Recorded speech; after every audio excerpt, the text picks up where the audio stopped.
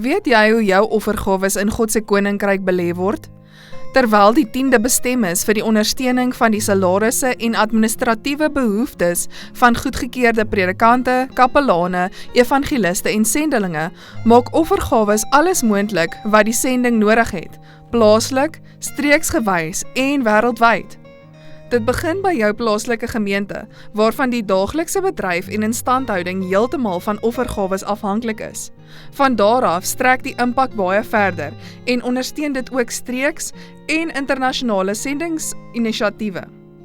Jou offergawes help om die werk van honderde sendelinggesinne reg oor die wêreld te ondersteun en voorsien in noodsaaklike behoeftes soos geboue, toerusting en bedieningshulpbronne.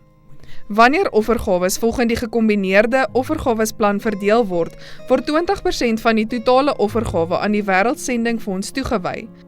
Hierdie fondse word deur die Wêreldkerk aan wêreldafdelings, unies en velde versprei om sendingwerk op die voorste linies wêreldwyd te versterk. Hierdie fondse ondersteun ook belangrike instellings en bedieninge wat die wêreldwye kerk dien, soos die mediese sendingwerk van Loma Linda Universiteit, die wêreldwye uitreikwerk van Adventiste Wêreld Radio en Hope Channel, asook die humanitêre werk van ADRA, die Adventiste Ontwikkelings- en Hulpbronsagentskap. Jou volgehoue ondersteuning deur offergawes, benewens jou 10de, is noodsaaklik om hierdie sending te onderhou en uit te brei.